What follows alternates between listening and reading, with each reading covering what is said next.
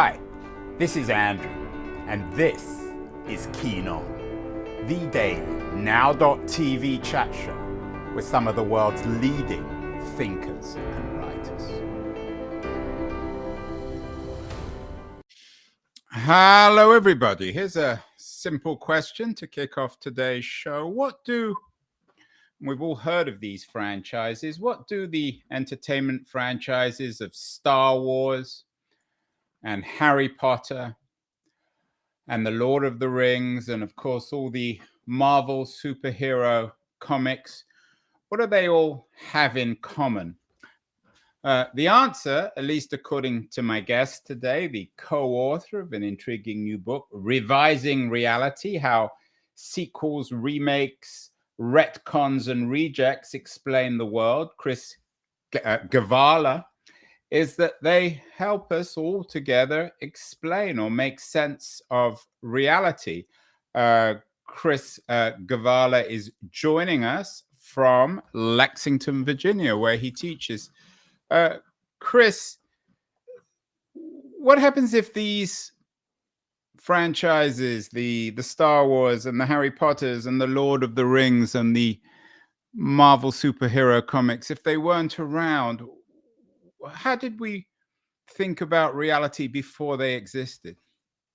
Well, the focus of the book is showing that fictional revisions of narratives are the same as nonfiction narratives. That we've gotten used to the way films and TV revise as they go, but in fact, the same narrative processes, the same kinds of revisions are taking place in real world storytelling. All stories, whether fictional or non-fictional, work basically the same way. So what Nathaniel and I are doing is looking at nonfiction stories and revealing that the same things are happening. Now, the fact that we're drawing our revision types from superheroes, from comics, is just a starting point. Ultimately, this is not analysis of Star Wars and superheroes. This is analysis of, frankly, much more important things. The United States political moment right now is affected by these same revisionary processes, which is the main reason why we're looking at it. So explain that. Maybe I didn't articulate the original question very clearly, but we obviously have the rise of populism and this challenge on a certain kind of reality, what some people see as a scientific reality.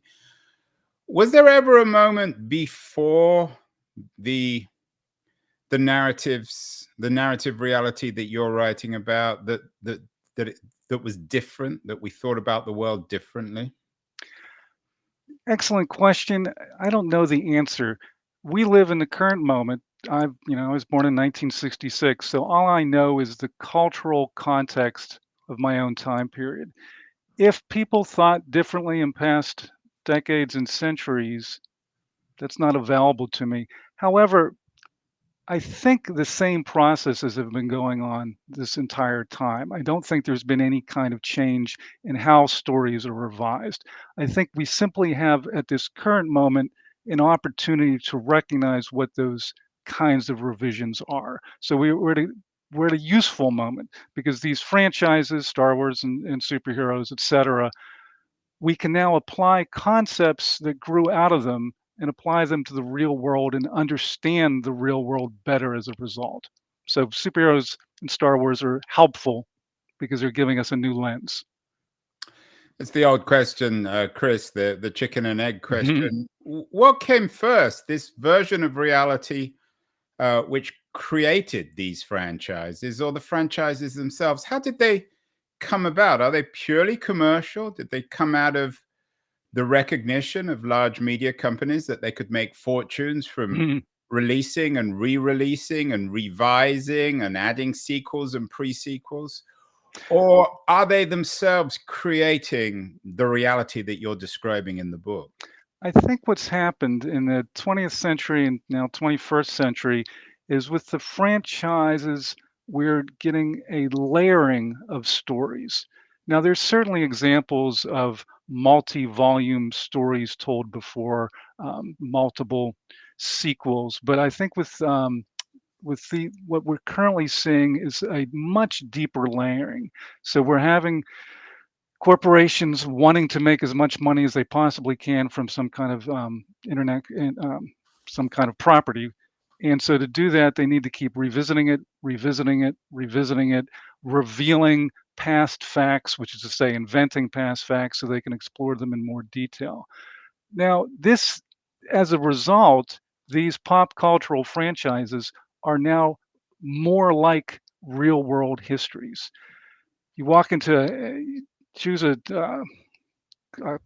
bookstore of your choice, and you're going to see shelves and shelves of history books. Pick the topic, and there are going to be hundreds of books on that topic. Think of each of those as a kind of reboot or sequel or retcon of stories that you already know, but they're being told again. They're being told from different angles. They're revealing previously unknown information or emphasizing different details. The fictional franchises are now imitating that. And by imitating that, they're revealing how the nonfiction histories have always operated. So, what kind of media existed before this? One of the things that always occurs to me in these kind of conversations, Chris, um, is that these new franchises aren't really that different from the Old Testament, obsession with certain texts and rewrites and revisions and other obsessions. Is there a religious quality to this revisitation of reality that you write about in the new book? I would say that the Bible, the Tanakh, the Book of Mormons, all of these are narrative revisions. So they were already doing what these current franchises are doing newly. So take the Tanakh. So if you are a person who believes that the Tanakh is a wholly inspired text, you probably call yourself a Jew, unless you call yourself a Christian because you believe that the Tanakh was sequeled into the New Testament, in which case you call it the Bible. And here's the key difference. If you're a Jew, if you're religiously Jewish, you believe the Tanakh is not part one of a two-part story. You believe that it's complete, the end of the story. The idea of it being sequeled, I imagine, would be blasphemous. Anything that claims to be a sequel to a complete scripture must be false. If you're Christian, you instead see, if you look at the Tanakh, renamed the Old Testament, the belief that that could be complete is completely false from a Christian point of view. It's only the first half of a story, and it's actually the second half that gives the first half meaning. That is narrative revision. If you're belong to the Church of the Latter-day Saints, you believe that there's actually three books, because the Bible then is sequeled into the Book of Mormons that tells the new adventures of Jesus Christ in the North America after after the end of the Gospels. Again, so each one of those is a narrative revision of the previous one, and your religious position is defined by what you believe is narratively true. Which of those three endpoints is the actual endpoint? You describe yourself, half jokingly, as the patron saint of superheroes. But isn't there a religious quality to all this? In all these, I call them franchises, maybe they're a better word to describe them, whether it's Marvel or Lord of the Rings or Harry Potter, Star Wars, of course. We could probably include Star Trek as well. There's a religious quality. The fans who are ideological, if again that's the right word, in terms of their defending of the narratives of the sequels and the pre-sequels and the quality and the crimes perhaps of these creations. Do we consume, I take your point perhaps that in a sense the Bible is different from this, but do we humans consume these new franchises in the same way as we consume traditional religious texts, in terms of falling into them, of believing them, of making them the core of who we are? There is a very similar intensity. I strongly agree. Now, with some of them, it's literally religious. I mean, Lord of the Rings, Tolkien, or Narnia. Those texts were intended by their authors to be religious texts. I think more often what you're saying is an intensity from fans that, I don't know, if you call a Star Wars fan a zealot, you don't mean that in a literal sense, but you are pointing out that they are deriving something more than just entertainment from it. That often it seems that some piece of their identity gets attached to what were intended as merely entertainment becomes something more than entertainment. And there's something about their values, their identity, qualities that go well beyond entertainment that gets locked into these narratives, and then they defend them the same way they would defend a religious text. So they're for the example of like, oh, The Hobbit and The Lord of the Rings, there's some minor group who feel that it was incorrect to read The Hobbit as merely the first book before The Lord of the Rings, and that in fact the original edition of The Hobbit should be read as a complete text that has no sequel. Very similar to the Tanakh versus the New Testament. It's interesting when the intensity of these feelings really blow up online, and you see people attacking because they feel somehow that their identity is involved. And so when your identity is involved, I think it's very close to a religious understanding. I don't think anyone. It's intriguing because unlike the religious scriptures, which are understood to be literally true, I don't think anyone thinks Star Wars or Star Trek or any of these are literally true. However, that seems to be a minor point. They seem to have often the same intense emotional meaning to their fans. I'm not so sure about that, Chris. I think if you came out here to Silicon Valley and you talked to some of the tech brothers about Star Trek or Star Wars, or above all else, Lord of the Rings, they think it is actually true. I mean, you could talk. Probably it might be hard to get through to Peter Thiel, but he names his companies after the stones in the Lord of the Rings. That's fair. Is this something that attracts a childlike devotion? Is there an age quality here? One associates Star Wars and Harry Potter, Lord of the Rings, the Marvel superheroes with children. As a parent, I've been to too many of these movies. But of course, grown-ups seem to like them too. Immensely. What's Yeah. your interpretation of the way in which perhaps these franchises extend childhood or universalize childhood or stunt adulthood in terms of contemporary Americans? It's a tricky argument. It's going to vary person to person, text by text. Yeah, I think for the most part, these franchises, these stories are merely fun entertainment, and there's no harm done. I think in some cases, though, I don't even want to say fanatic, just a fan Well, you can be rude on my show. I don't mind. can be overly We can talk involved. about the fanatics on our show. That's fair. All right, I'll so take responsibility if you say anything. one example is when a franchise reveals or incorporates new characters or reinterprets old characters into new gender and racial identities. So suddenly there's a character who is black or a character who is female or a character who's gay. And in past iterations, those characters were straight white men. And and with alarming frequency, there are certain fans who profoundly reject that. And I find that deeply disturbing. I mean, I've got my old stories from my childhood that I care deeply about, but if a new version appears, great. That doesn't alter the old version. Let new things happen. But some folks seem to be overly invested in the way things were at their foundational moment. And I think that's about their own self identity. So, like I said before, the self identity getting involved in these narratives means that any change to them is felt like a threat. So, in a weird sense, so like, if there's a character, I'm going to do Green Lantern. I think it was in 2012, DC put out a new version of Green Lantern from the 1930s, 1940s version, who is now in the new version gay. If you are homophobic, that scares you.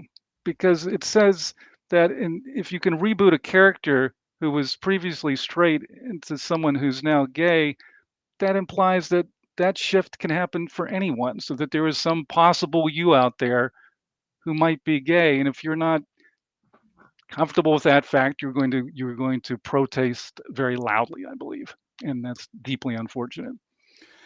And it's interesting when the author of one of these franchises Mm, falls into that trap. Of course, we all know the stories, the controversies about J.K. Rowling, who invented the Harry Potter indeed. franchise, who wrote the books, now has come out very vociferously and controversially against the trans community, or at least that's how some people see it. Yeah. So even the authors of these franchises can fall into that trap, can fall back on the certainties of the past.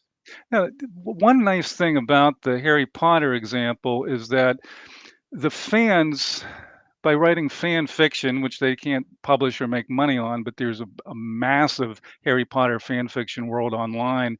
They take Rowling's stories and they very intentionally create trans characters as a way of speaking against her and keeping the franchise close to them. So, and that's an example of fans rejecting not the story world, but the author, and keeping the story world and divorcing the viewpoint of the author. It's interesting. Authors ultimately lose control of the things they create. And I think it's exciting, the fan fiction that comes out that pushes against Rowling's positions.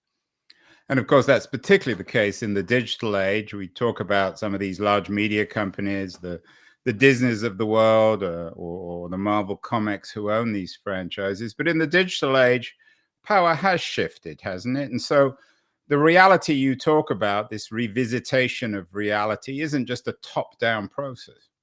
It has expanded. The internet, a lot of problems with the internet, but in fact, it does have some good things. So this kind of fan fiction websites could not have existed, and nothing equivalent could have existed even 20 years ago, let alone 30 or 40. So it is a new world. Those expansions are positive, but at the same time, Disney is such a juggernaut, and it can just put out product after product after product, continually revising and revising and revising. It's hard to fight that, but at the same time, there are ways that fans become empowered. Disney, of course, is a large capitalist company, and there are cultural interpretators. Chris, you know this better than I do. You're in the business, or a certain kind of business. Maybe yours is a non-profit in a sense. You teach at university. The inheritors of the Marxist tradition, of the Frankfurt School, of the Adornos and the Marcuses of the world, who might see all this big culture as just a way to get the kids and the adults to take their mind off the realities of the world itself. Marx, of course, talked about religion as the opium of the people. The Frankfurt School see mass culture as the opium of the people.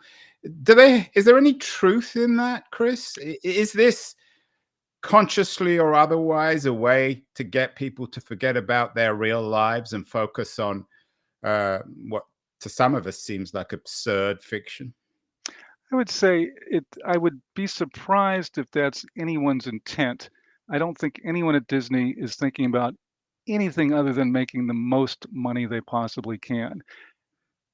But if the effect is that, then yeah, I definitely think that is the case. But there's not. I don't think there's any intentionality to dulling our senses, which is not to say our senses don't become dulled. Well, if your senses are dulled, don't worry. Chris is going to wake you up. He's the author or co-author of an interesting new book, Revising Reality: How Sequels, Remakes, Retcons, and Rejects Explain the World. Want to thank our friends at Liberties, the quarterly journal of culture and politics, also in the business of making sense of culture, who are helping us bring us great guests like Chris Gavaler. I'm going to run a short feature on Liberties, and then we'll be back with Chris to talk more specifically about how the sequels and the remakes are making us rethink reality in the age of Donald Trump of the 2020s. So don't go away, anyone. We'll be back in a second. The noise, there is nuance, insight, Liberties is not just a journal of ideas, it's a meteor of intelligent substance. It's the place to be for engaged citizens. Politics, opinion, substance. Liberties is a triumph for freedom of thought. A quarterly of urgency, of cultural exploration, of intellectual delight, of immaculate prose. It's invaluable. Subscribe now or find Liberties at your favorite bookseller.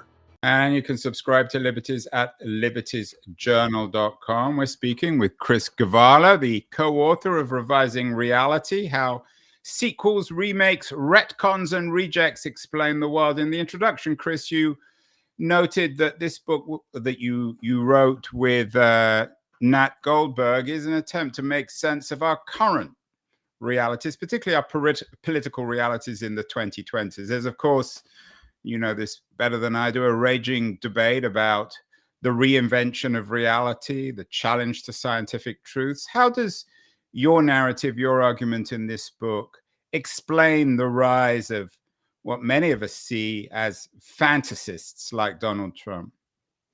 Well, one thing to keep in mind about if you're revising history, you're not just having a discussion about the past, you're actually simultaneously revising the present moment. You're changing the meaning of the world right now.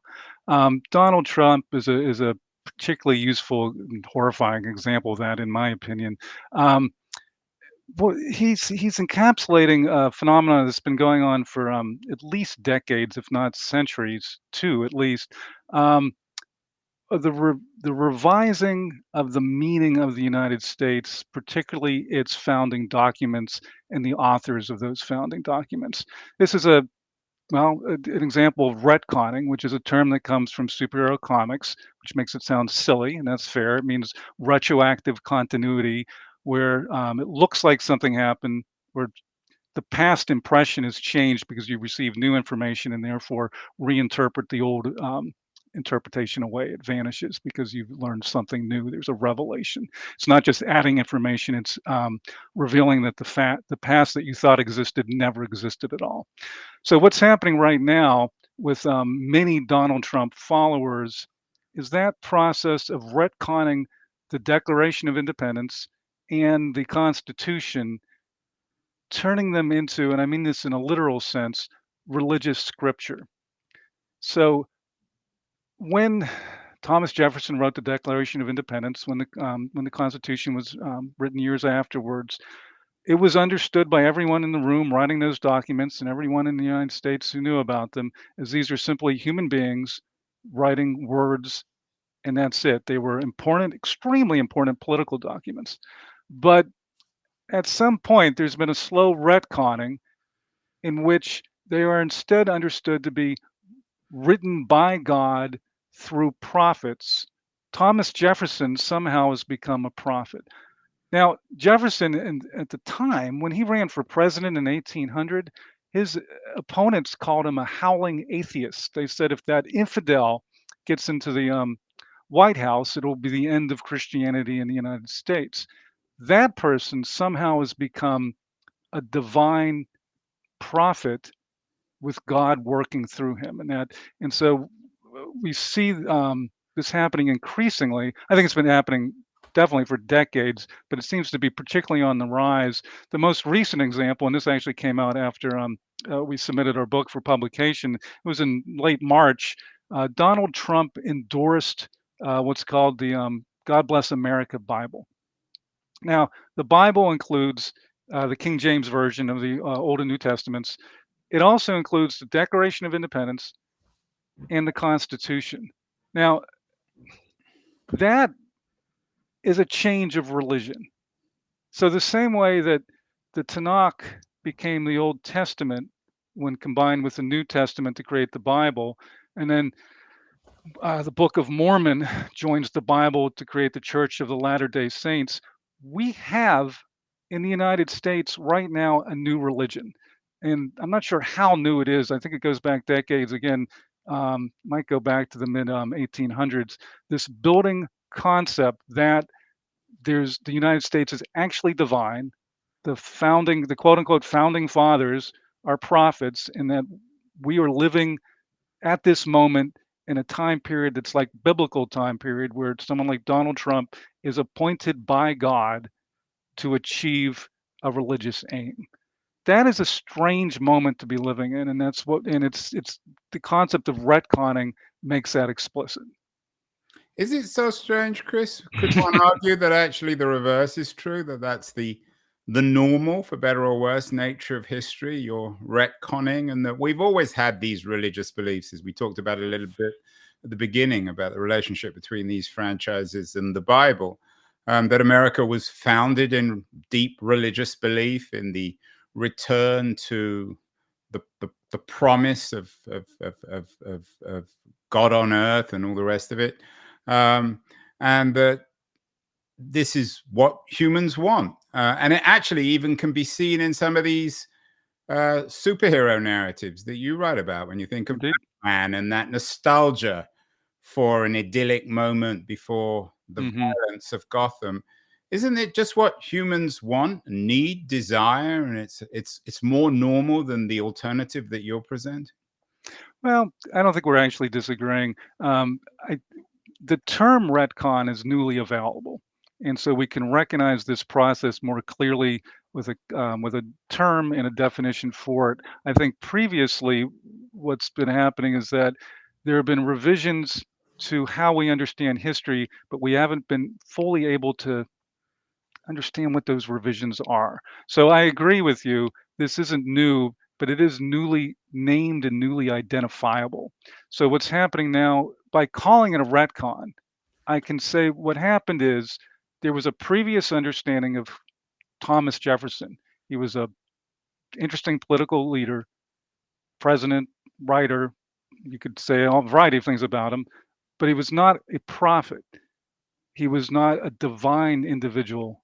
And now, and I think this actually started probably decades ago, but now it particularly has culminated so that some people in the United States understand him to be a divine prophet. They have retconned him, they have retconned the Constitution and the Declaration of Independence into scriptures. I think we have, now this doesn't have a name at the moment. I refer to it as the Church of America, and I don't even mean that like mockingly. In the same way that Church of the Latter-day Saints is distinct from Christianity, same way that Christianity is distinct from Judaism, I believe that the Church of America is distinct from all three because they've added new scriptures which are written by God through human beings and are infallible to their book of scriptures, and they call it God Bless America Bible. Yeah, and of course, in the culture that you write about, there's a character called Captain America who might be a leader of all this. It's interesting you've mentioned Thomas Jefferson a few times. Jefferson, though, is more idolized, if that's the right word, or more worshipped on the left than on the right, isn't he? At least in terms of his suspicion of large government, his cult of the earth and of farming. This is not necessarily just a right-wing thing in the way in which we traditionally distinguish right and left politics. No, it's not necessarily anything. Anyone from any religious background or viewpoint, left or right or what have you, could potentially understand the United States as being led by God and that these documents are in some sense divine. It is, however, overwhelmingly predominant on the right half of the spectrum, I would say. Having spoken with conservative Republicans for a while, I was part of a discussion group. Our only goal was to try to communicate across, the partisan divide. And members of this group, I had good conversations with them, respect them deeply. We were, friends, I would even say, and they were able to communicate to me how prevalent and how deeply these ideas run among Christian conservatives. Most Christian conservatives have not done deep dives into history, but as it was described to me, it was how common household understanding of the nature of the United States is that it's divine. I think that is far more common on the right than on the left. You present your argument as if these people who believe in the divinity of history or the divinity of America or the divinity of Thomas Jefferson are somehow exceptional, unusual. You don't seem particularly sympathetic. You assume that there's an alternative view. What is that? And you're suggesting, I think, or maybe correct me if I'm wrong, that it's normal, perhaps scientific. What's the alternative to thinking about Jefferson, for example, as an eternal figure, as the neo godlike founder of the American Republic? Well, okay, two comments to that. So there are, I don't know, about 200 million Christians in the United States and about 2.5 billion across the world. So you've got Christians in the United States who have evolved into this mindset of understanding the United States as divine and these documents as divine. They are a very small percentage of the worldwide Christian population, and no one outside of the United States who is a Christian would even find any of these ideas plausible. It is a very strange idea to anyone who's a Christian outside of the United States. So most Christians would be, I think, baffled by this viewpoint. For people in the United States who do not share this viewpoint, I mean, Thomas Jefferson was one of the founders of the United States. I'm speaking just for myself. I respect him as a founder. He was a complicated person, flaws, but also positive qualities. He was just a mixed human being like any mixed human being. I don't know. The idea of deifying him, I think, is, well, dangerous because it prevents us from saying or even recognizing anything critical about him. I've had conservatives accuse me of demonizing Thomas Jefferson simply because I said, and this is in the most literal sense, he is a racist. He is someone who said overtly that black people are inferior to white people. Said that overtly. Now you could say, well, but everyone believed that then. Okay, then everyone was a racist then. I'm not making, it's not even a judgment, it's just simply a fact. He was a racist. But by saying that objective fact, I was accused of demonization because they had sanctified him. They were seeing him as a prophet. So how dare you say my prophet was in any way anything but good? How is your argument, how does it play out in terms of the arguments you make in Revising Reality of other very controversial contemporary issues like abortion? I know you have a section in the book addressing Roe versus Wade. Yeah, it's again, this is why I think this is useful to have these terms. Looking at the Supreme Court through the lens of these revisions is particularly useful. So what we looking at whenever the Supreme Court overthrows a law, they are not sequeling it. They're not making a new change. They are actually revealing the logic of the judicial overthrow is that they were revealing the way things always were. So when Roe v. Wade was overthrown recently, it was the argument from the Supreme Court is not that there was a period of time where there was a right for an abortion, and now we've started the next period of time in which there is not a right to abortion. That's not what the Supreme Court did. Their claim was a retcon. They were saying there was never a right for abortion, and we are now revealing the status quo that's always existed. For a period of time, 50 years, according to our current Supreme Court, we just misunderstood the nature of reality. And now they've revealed what always had been all along. That is a retcon, and that's what the Supreme Court does every time they overthrow any law. The law was never a law. That's the logic of the Supreme Court retcon. You're not a legal scholar, Chris. You're a football analyst. You're a patron saint of superheroes. I'm guessing you don't argue in the book that the conservatives on the Supreme Court are spending all their time watching Star Wars or Harry Potter, Lord of the Rings, or reading Marvel comics. So I don't really understand how your argument works. Are they just the conservatives on the Supreme Court when it comes to something like Roe versus Wade? Have they simply unknowingly soaked up the our increasingly Disneyfied culture, or is there something more complicated going on? Certainly more complicated. I will say Amy Bennett is a huge Tolkien fan, but that's the exception. No, but she's not being influenced, well, to the best of my knowledge, by this. Again, this is not just a contemporary court. You mentioned abortion, so I spoke specifically to that. But going back to the beginning of the Supreme Court, going back to some of the very first cases in the 1800s, they established the right of the court to determine what is and is not a law constitutionally. At that point, and this is going back to I think 18 teens, the court established its primary power is to retcon laws out of existence, revealing that a law was never a law, it was just mistaken to be one.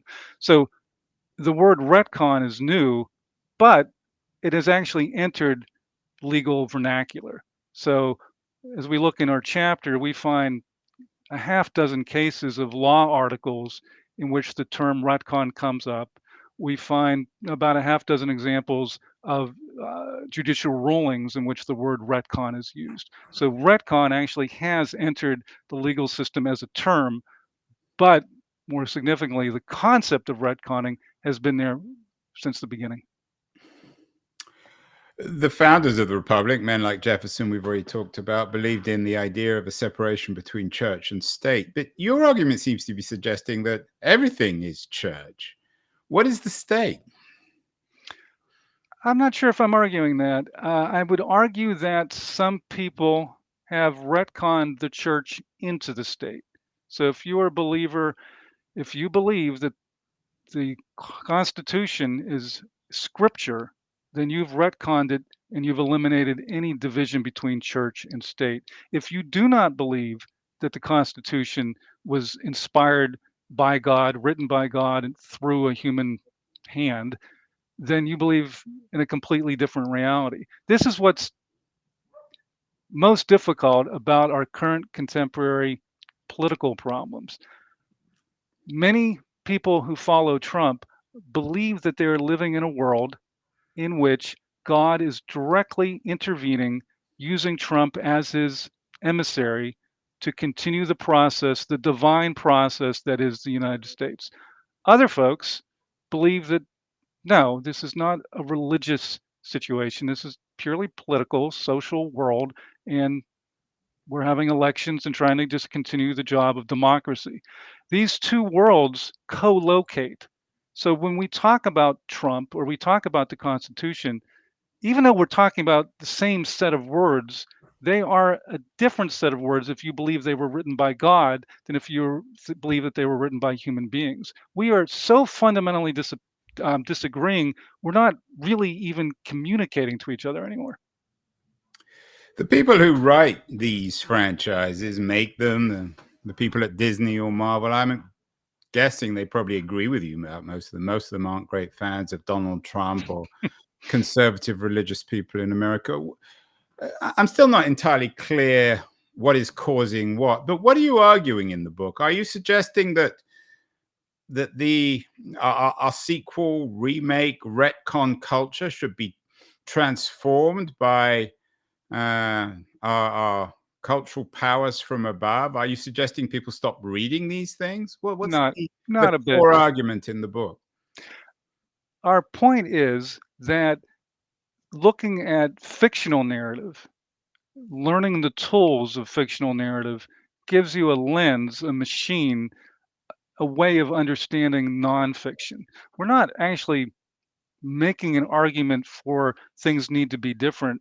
We're providing a way of understanding the way things are and arguably have always been. I suppose it's a retcon in that sense too. We're not advocating, we're neither pro nor con.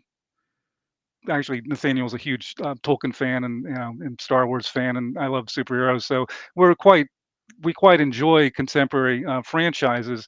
However, we're neither pro nor con. We're not suggesting that they go away or that they be expanded or anything like that. We're just pointing out that, look, we can understand reality better because of the tools that these narratives give us. And finally, Chris, and maybe I keep on asking the same question, not really. I'm not really nailing it very well, but You use this word reality as if it really exists. Mm. What for you, what for Chris Gavaler, what is reality? Yeah, so that's the problem, and that's why these conflicts occur. There is no way to determine what reality is. Each of us will have our own experience. We might have communities that share those experiences, but ultimately there's no way to negotiate differences. That's the problem. So with each of these examples I've given, if someone understands the Constitution to be a religious document and someone understands it to be entirely a political document, there's no way to come to agreement. There's no kind of evidence, there's no kind of judicial system to clarify what is reality. That is the problem. Reality is continuously open ended, is always revisable. In the next decade, in the next decade, things that we understand to be true right now, like say, scientifically true right now, could easily be overturned. So it's a constant process of endless revision, and it never, yeah, we can't. There is set here. Let me clarify one point. I believe that there's some reality out there, but we can't get to it. So something metaphysically is true on any topic, but we don't have the ability to get there. And so all we have is the set of knowledge that we have, and that set of knowledge is always incomplete. So all we have are claims about an ultimately unknowable reality, and then what we work with are the stories we write about that unknowable reality, and those stories keep getting revised.